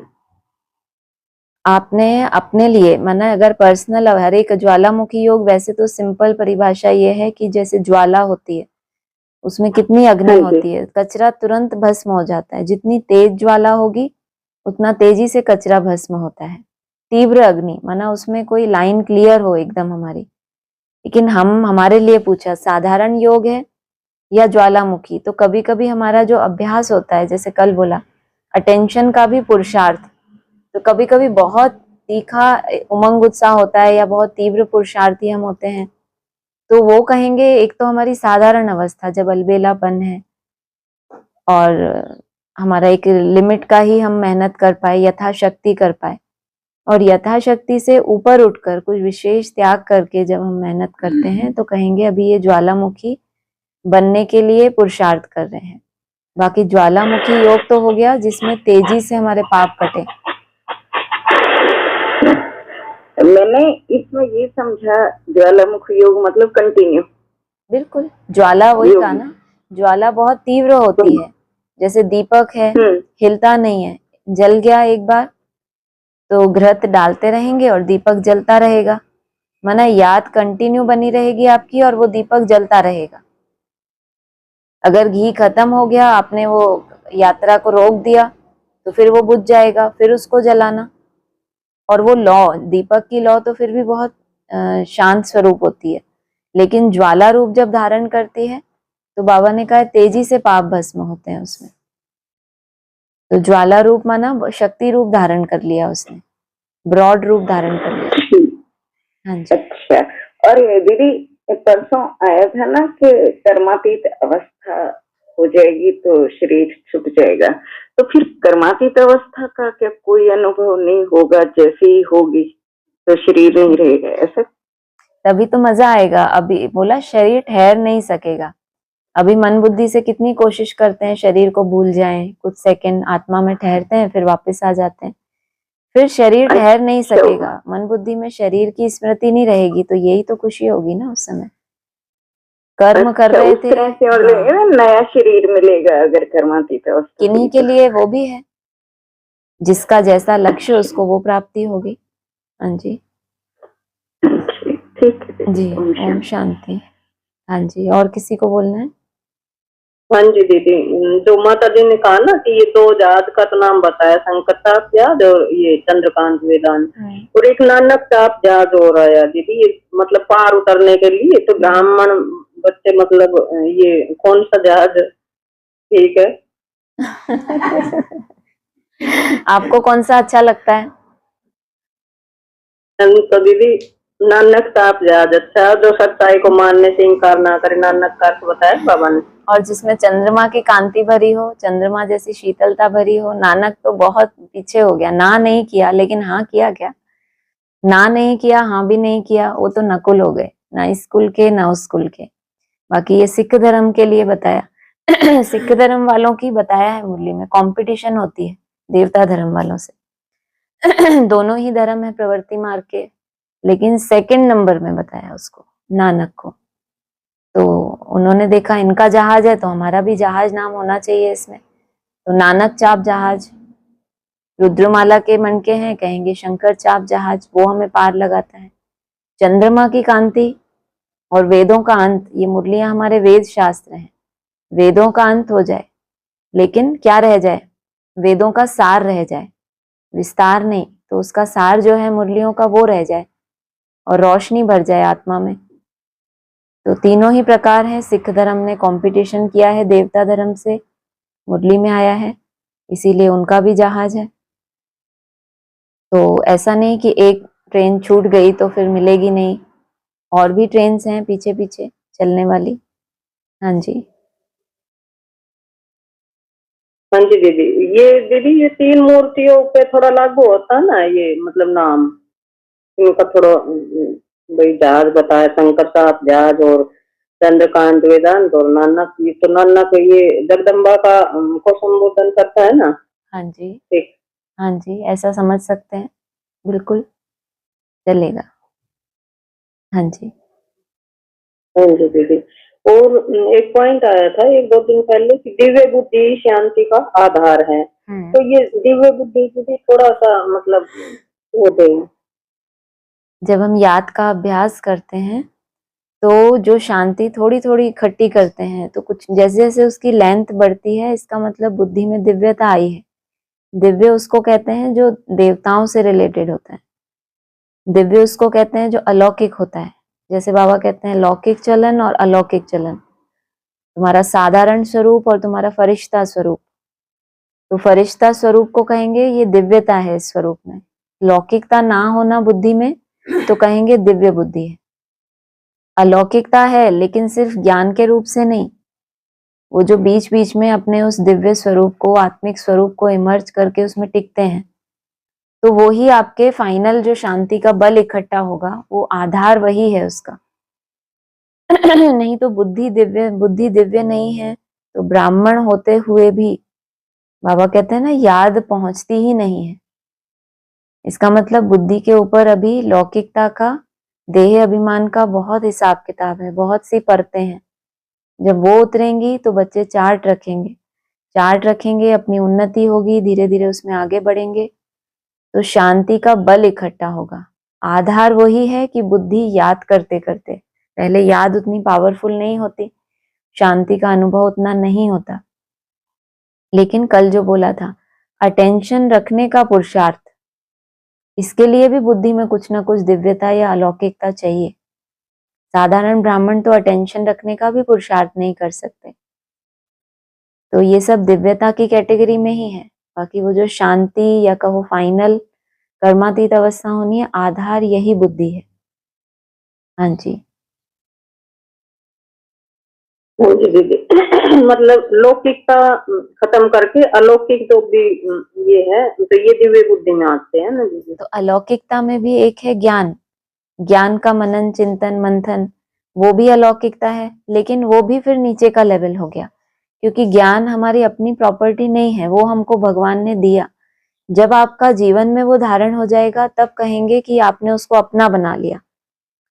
अब जीवन में धारण करने के लिए वो तो शेरनी का दूध है, तो बुद्धि को कैसा बनाना पड़े, और बुद्धि सात्विक बनती ही है याद से। तो जैसी भी हमारी याद की अवस्था है, लेकिन उसको निरंतर रखना, उसको धीरे धीरे बढ़ाने का प्रयास करना, उससे बुद्धि और ज्यादा दिव्य बनती है, जिससे हम और अच्छे से धारणा कर पाते हैं।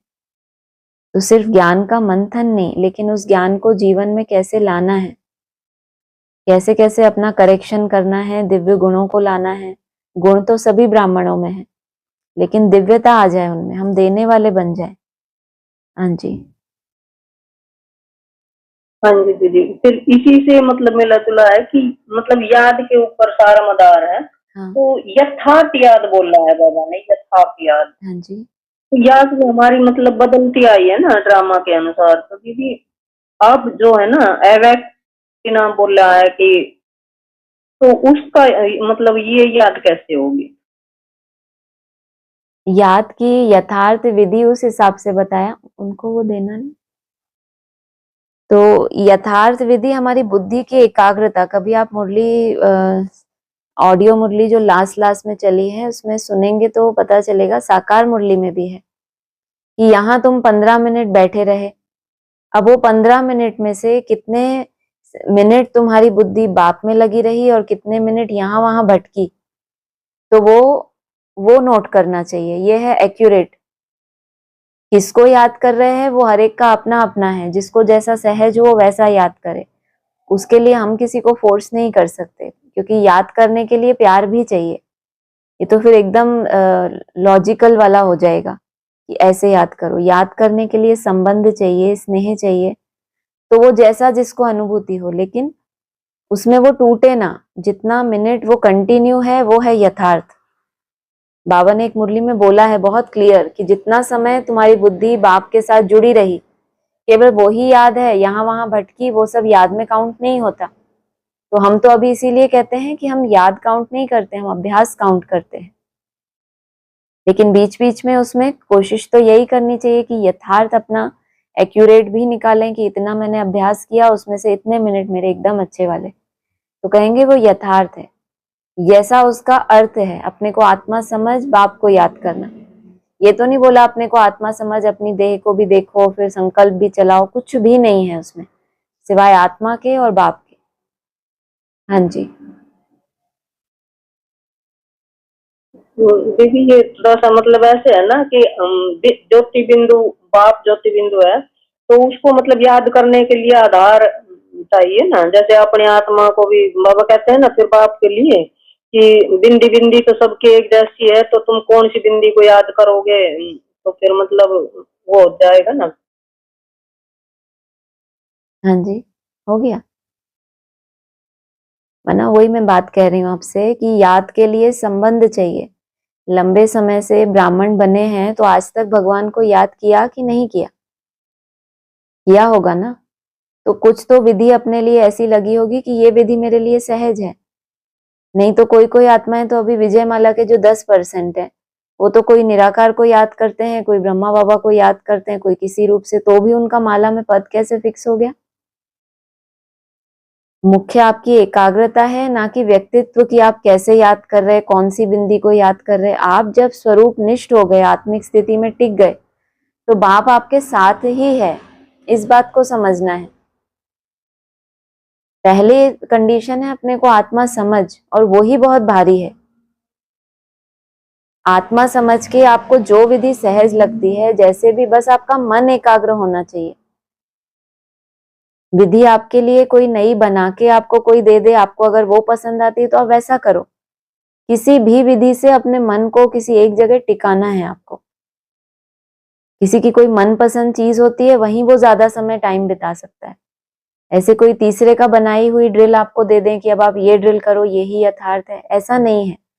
आपकी मन बुद्धि जिस ड्रिल में लंबे समय एकाग्र होती है, वो आपके लिए यथार्थ है, और वो ही आपको आगे के यथार्थ तक भी लेकर जाएगी। इस चीज को समझिए आप।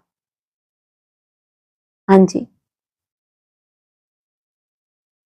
हाँ जी दीदी, ये मतलब जैसे सबसे पहले उठते ही बाबा कहते हैं ना कि अपनी आत्मा को मतलब याद करो, तो 10-5 मिनट अपनी आत्मा के ऊपर ही वो फोकस डालो। तो ये दीदी मतलब अंदर चलता है मैं आत्मा हूँ, मतलब ज्योति बिंदु हूँ, तो ये मतलब एक कल्पना ही हो गई। ऐसा स्वरूप अभी से हमें दिखाई दिया नहीं है।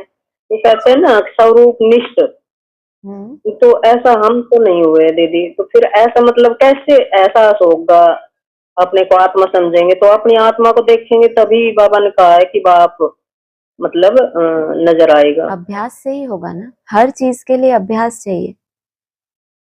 मना सिर्फ ऊंची चढ़ाई चढ़ने में ही मेहनत लगती है, नीचे गिरने में मेहनत थोड़ी है। देह भान में आ गए हम इतने समय से, और एक्यूरेट प्रैक्टिस वैसी हो नहीं पाई है, तो बाकी अभ्यास अगर छोड़ देंगे तो ऐसा कैसे हम कल्पना करें कि बस हम उठे। अभी तो हमने अभ्यास शुरू किया है उठने पे, तो वो तो हमारी सतो प्रधान अवस्था है, उसमें ताकत पूरी लगानी है। जो आज बाबा ने बोला सवेरे सवेरे एकांत में चक्कर लगाना है। कोई कोई को नींद आती है, अलबेलापन आता है, वो सब रिपोर्ट दी बाबा ने।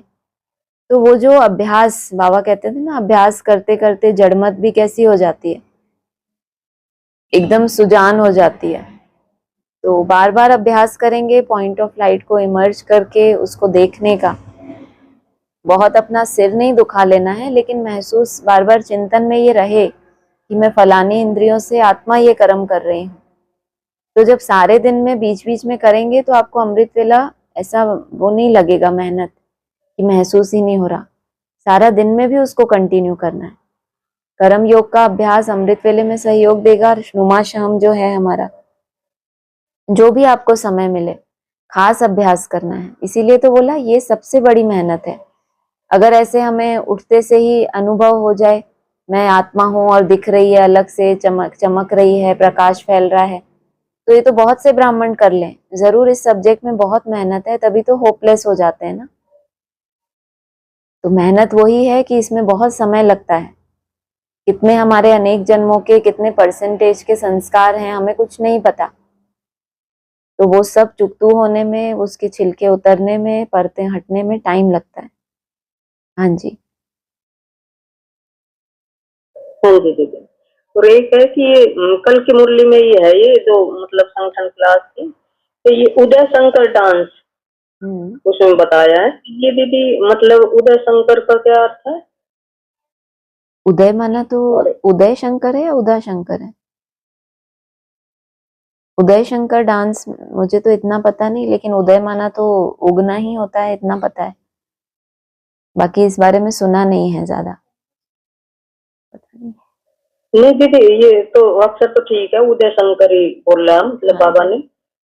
तो ये उदय मतलब जैसे सूर्य के लिए कहते हैं कि उदय हुआ, तो ये उदय शंकर जो आने वाला पार्ट बाबा ने बताया ना, अब जो नई दुनिया की मूर्ति है, तो उसकी तरफ इशारा है क्या बाबा का? वो तो जिस किस रेफरेंस में बोला हुआ है वो पॉइंट, वो पूरा सुनना पड़े ना। हाँ, वो वीसीडी नंबर आप भेजिएगा तो पता चलेगा किस रेफरेंस में बोला है। 58 नंबर ऑडियो लिखा है दीदी। कल की ठीक। फंक्शन क्लास ये यूट्यूब पे मतलब आ जाएगी, हाँ जी, एडवांस की जो चली है ना। ठीक है। हाँ और जी, हाँ जी। इसमें तो दीदी मैं रात को 1 बजे से इसी में लगी पड़ी थी, मैं इसी में सोच रही थी कि ये बाबा ने बहुत सुंदर मुरली सुनाई है, बहुत सुंदर।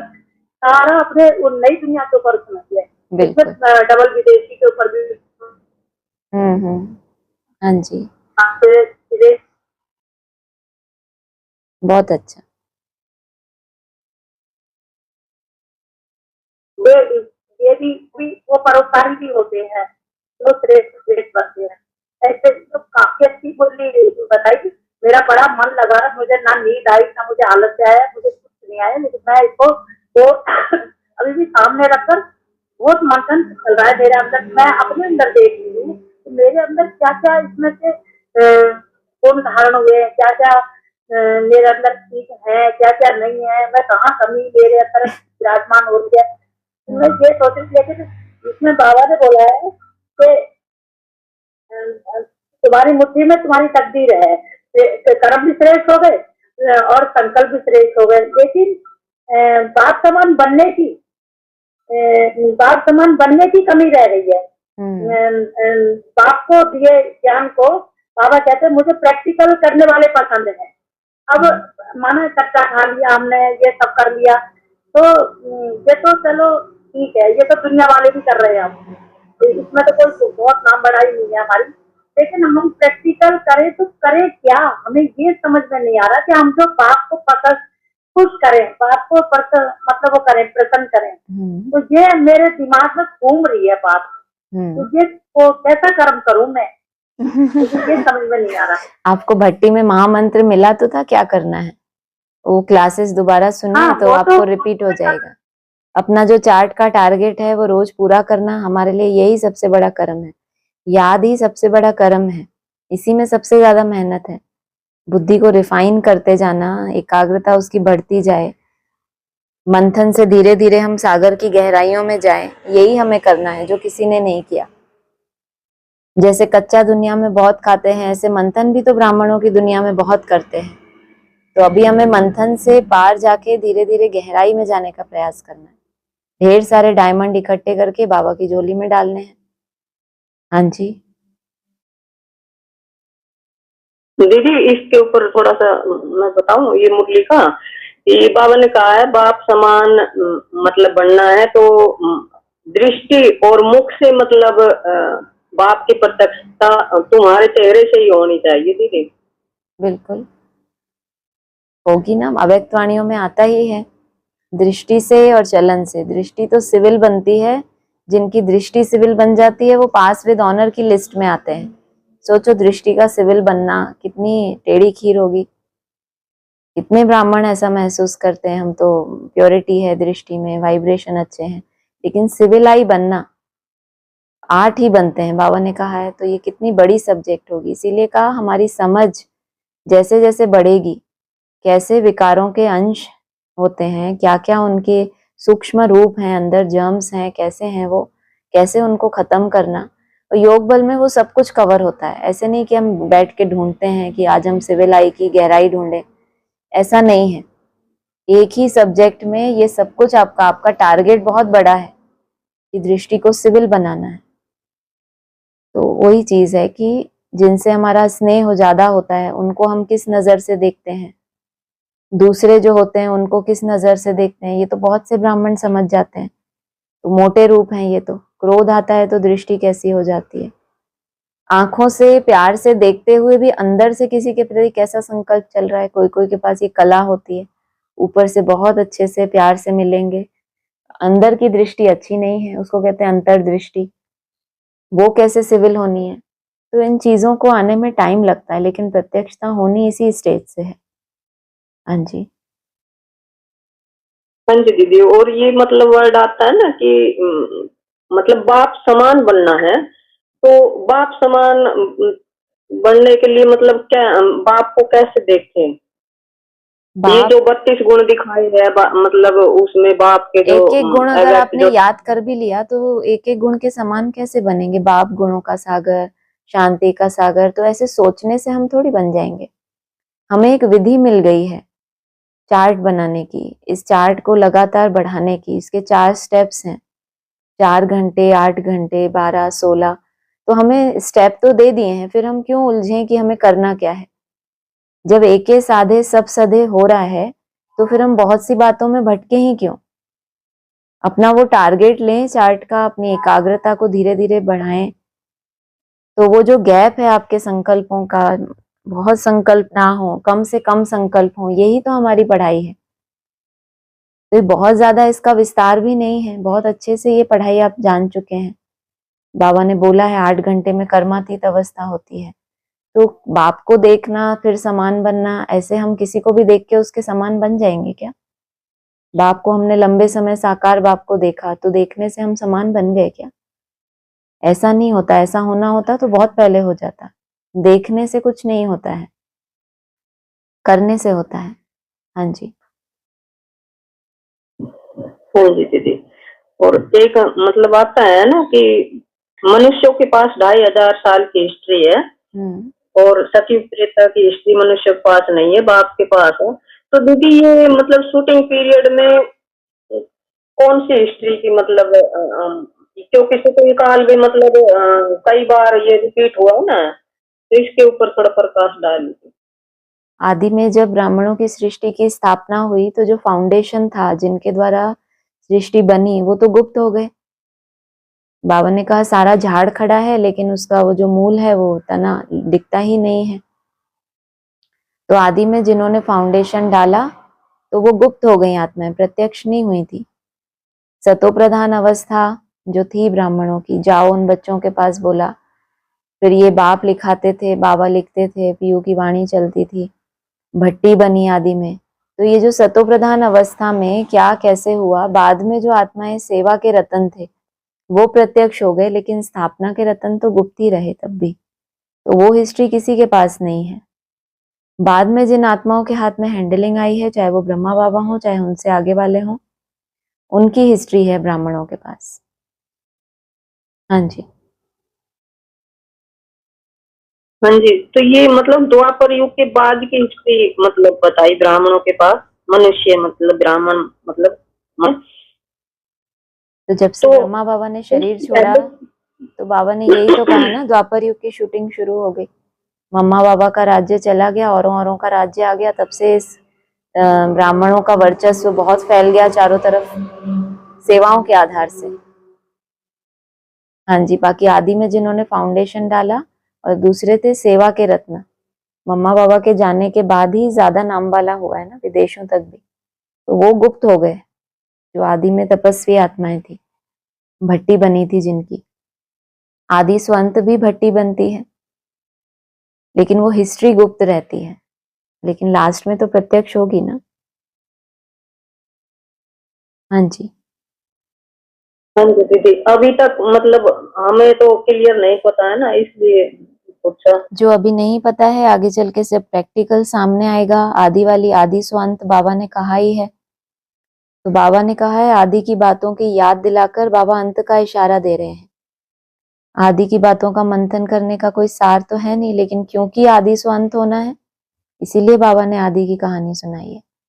जब अंत में होगा तो ऑटोमेटिक पता चल जाएगा कि आदि में भी यही आत्माएं थी जिन्होंने 14 वर्ष भट्टी की थी, लेकिन हिस्ट्री तब भी गुप्त थी, अभी भी वो आत्माएं गुप्त हैं ब्राह्मणों की दुनिया में। हाँ जी। हाँ जी दीदी, अब आया समझ में थोड़ा। दीदी ये एक मतलब है ये ड्रामा, इसकी मुरली की लाइन की ड्रामा में क्षमा अक्सर नहीं है, मतलब क्षमा नहीं होने का। और एक तरफ कहते हैं कि तुम लिख कर दोगे तो तुम्हारा आधा माफ हो जाएगा, तो ये कैसे दीदी? शुरुआती स्टेज में जब कोई बच्चा छोटा होता है तब वो गलती करता है, उसको माफ किया जाता है। लेकिन जब बालिग हो जाता है तो गवर्नमेंट भी क्या करती है, उसको जेल में डाल देती है ना। तो उसको कोई क्षमा थोड़ी मिलती है, फिर वो जेल में रहे, अपना पुरुषार्थ करे। तो यहाँ भी ऐसे ही है, बाबा क्षमा नहीं करते, तुम खुद ही अपने आप को महसूस करते हो फंसा हुआ। अवस्था की गिरावट माना तुम्हारी सबसे बड़ी सजा। अब उस जेल में ही रह के क्या करो, मेरा बाबा मीठा बाबा करो और अपनी सजा चुकतू करो। बाबा माफ नहीं करेंगे कि तुमको जेल से निकाल दें। लेकिन जब छोटे होते हैं, नए नए होते हैं, इतनी बुद्धि में समझ नहीं है, अभी पुरुषार्थ शुरू ही नहीं हुआ है, भावना के आधार से चल रहे हैं, तो उनको बोलते हैं कम से कम अपनी गलतियां स्वीकार करने की हिम्मत तो रखो। लेकिन जब बच्चे आगे की स्टेज में आ गए, अब इनका भक्ति मार्ग तो खत्म होना चाहिए। छोटे बच्चे होते हैं तो माँ बाप उनको पैसे देते रहते हैं, बड़े हो जाते हैं तो उम्मीद करते हैं ना कि अपना कमाए। हाँ जी। हाँ जी दीदी, और एक मतलब बोला ना कि ड्रामा में भी क्षमा अक्सर नहीं है, और एक सदगुरु का पार्ट जो है ना उसमें भी मतलब क्षमा नहीं होगा। एक ही बात है ना, ड्रामा कहो, काल कहो, चक्र कहो, सतगुरु कहो, लास्ट पार्ट है।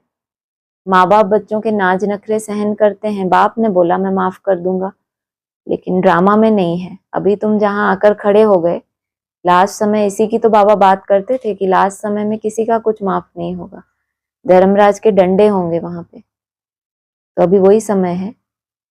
हाँ जी। हाँ जी दीदी, यही जानना चाह रही थी, क्योंकि बाबा कहते हैं ना ड्रामा में चैतन्य और ये सदगुरु का बिल्कुल पार्ट बिल्कुल, है ही चैतन्य। एक ही बात है। तो हाँ ये जी। एक पार्ट है क्या? हाँ हाँ जी। दीदी ठीक है, हुआ क्लियर। ठीक है। हाँ जी दीदी हुआ। ओम शांति। और कुछ? दीदी ओम शांति से सवाल और है मेरा हाँ जी। कि अब ये याद नहीं रखना नहीं, अब ये याद नहीं रखना है कि बाप क्या कर रहे हैं, इसमें बहुत राज छुपा हुआ है। अब इस राज के बारे में मेरा मंथन चलता रहता है, दीदी थोड़ा बताना ये। हाँ, मुझे पता होता तो मिस्ट्री अगर एक के सामने भी खुलेगी तो कोई रह जाएगा। राज को जानने के लिए जो बोलने वाला है वो किस स्टेज में बता रहा है कि वो राज है, जब तक उसकी स्टेज पे नहीं जाएंगे तो कहाँ से बता पाएंगे। तो जो आपके लिए राज है हमारे लिए भी राज ही है, अब खुलेगा तो सबको मिलेगा। हाँ जी। हमें तो अपनी स्टेज बनाने के ऊपर फोकस करना है। सारे सब कुछ है जो आज बाबा ने मुरली में बोला ना, सारी मिल्कियत तुम्हारी है। तो जब सारी मिल्कियत हमारी है तो कोई उस राज के ऊपर कोई वो थोड़ी है ताला लगा रहेगा। लेकिन बाबा ने फिर आगे एक लाइन भी बोली, इसमें बहुत पुरुषार्थ करना है, बहुत हिम्मत रखनी पड़ती है बाप से वो सारी मिल्कियत लेने के लिए, ऐसे मुफ्त में तो नहीं मिलेगी। तो जो हमारा चार्ट का टारगेट है उसको पूरा करते चलेंगे, लंबे समय का हमारा अभ्यास हो जाएगा, शांति का बल इकट्ठा होगा तो सारे राज खुलेंगे। हाँ जी।